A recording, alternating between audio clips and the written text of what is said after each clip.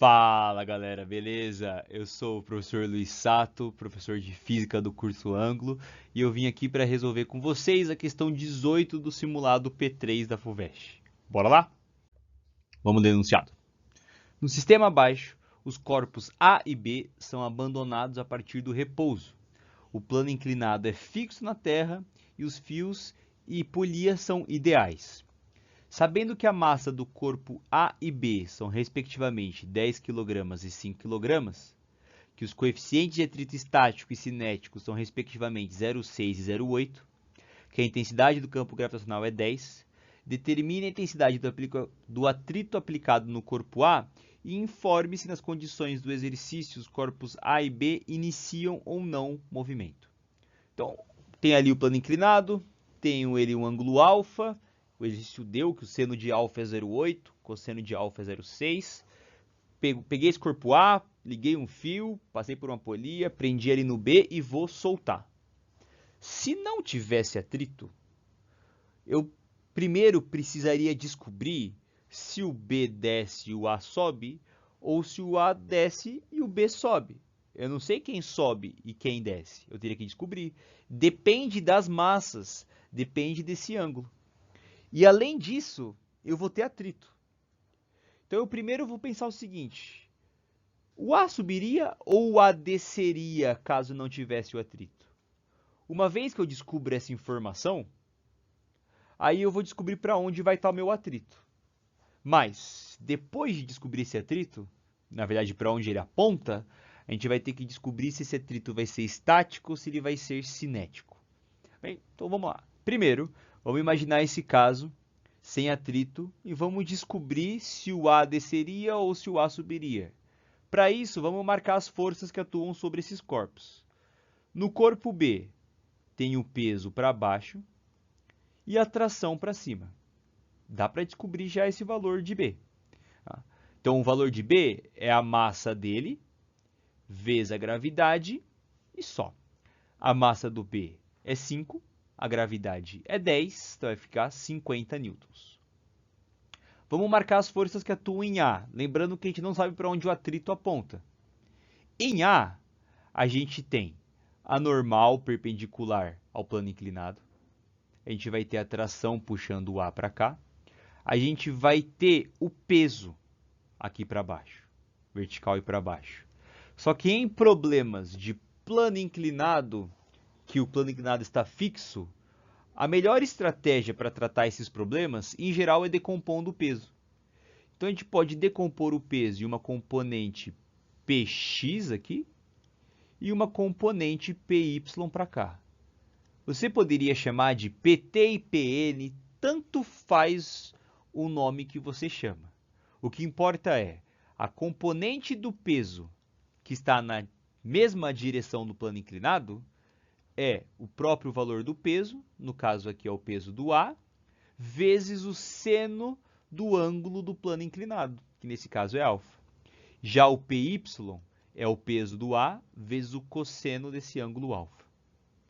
Vamos descobrir o Px e o Py? Então vamos lá. Quanto que vale o peso do A? Bom, o peso do A é a massa do A vezes a gravidade. A massa do A é 10, gravidade é 10, então isso aqui vai dar 100 newtons. O que vai ser o Px então? O Px vai ser 100 vezes o seno de alfa, que é 0,8. 100 vezes 0,8, 80 newtons. E o Py? O Py é 100 vezes o cosseno de alfa, que é 0,6. Então, meu Py vai ser 60 newtons. Px é 80, Py é 60. Agora, como que eu sei se o A tende a descer ou se o A tende a subir? Bom, eu tenho que comparar o peso do B, que é a força que está tentando fazer ele descer, com a força que está tentando fazer o A descer. Qual força é essa? Não é o peso como um todo, é o Px. Então, eu preciso comparar o Px com o Pb. Só que eu sei que o Px é 80 e o Pb é 50, ou seja, o Px é maior que o Pb. Sabendo disso, então, o que aconteceria caso não tivesse atrito? O A desceria e o B subiria. Então, a tendência do A é descer. Tudo isso para saber o quê? Como a tendência do A é descer, o atrito é contrário a essa tendência de escorregamento. Então, vai surgir um atrito no chão no A na mesma direção e sentido da tração. Tudo bem? Então, descobrir para onde aponta o atrito. E agora? Agora eu preciso saber se o A se move ou não. No começo, o A está parado. Mas, para o A se mover, é necessário que exista sobre ele uma resultante de forças, fora o atrito, que seja maior que o atrito estático máximo. Por exemplo, vamos fazer um caso simples. Imagina que eu tenho aqui uma superfície horizontal, eu tenho um corpinho aqui, faço uma força F para cá e vai ter um atrito aqui para o outro lado. Qual o valor de força que eu preciso fazer para esse corpo se mover? Eu vou ter que fazer uma força que é maior que o atrito estático máximo. Se minha força for menor que o atrito estático máximo, o meu corpo não se move. Tudo bem? E qual que é a fórmula do atrito estático máximo? É o coeficiente de atrito estático vezes a normal. Opa, aqui teria que ser maior, não igual. Então, o que eu vou fazer agora? Eu primeiro vou calcular o atrito estático máximo. Mi estático vezes a normal. Só que a normal não é igual ao peso. Como o bloco não se move perpendicularmente ao plano inclinado, ele não tem como isso acontecer, então necessariamente as forças perpendiculares ao plano inclinado se anulam. Portanto, a normal tem que ser igual ao componente y do peso, tem que ser igual ao PY. Então, isso aqui vai ser o coeficiente de atrito estático vezes PY. Só que PY é 60 newtons. E o coeficiente de atrito estático é 0,6. Então, o atrito estático máximo tem que ser igual a 0,6 vezes 60. Então, o atrito estático máximo é 36 newtons. Tudo bem? Aí agora, o que a gente tem que fazer? Vamos imaginar que esse sistema estivesse em repouso. Vamos imaginar, então, que ele vai ficar parado. Se ele estivesse parado, o peso do B vai ser igual à tração, senão ele se mexeria. E aí, vamos olhar as forças que atuam em A. Em A é o Px aqui para baixo, e esse Px vale 80.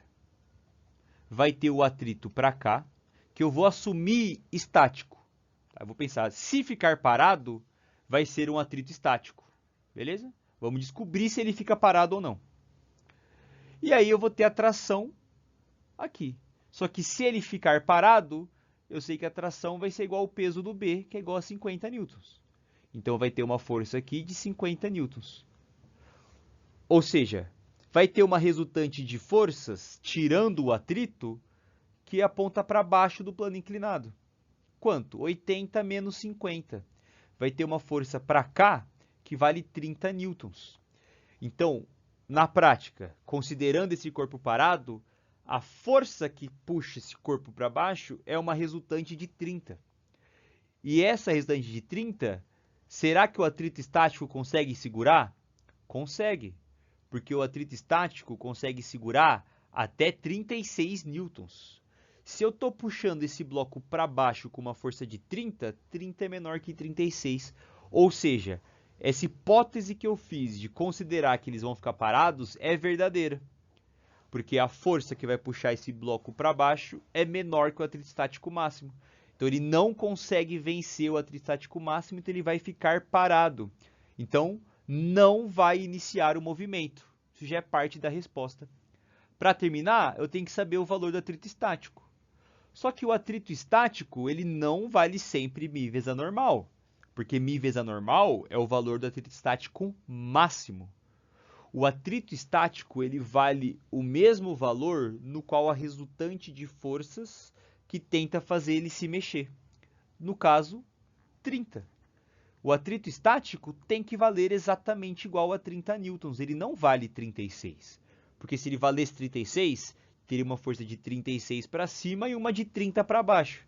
Uma força para cima maior que uma força para baixo, ele ia começar a subir, o que não faz nenhum sentido. Então ele tem que valer exatamente o mesmo valor, ele tem que valer 30 para as forças se anularem e o corpo ter uma resultante de forças igual a zero e ficar parado.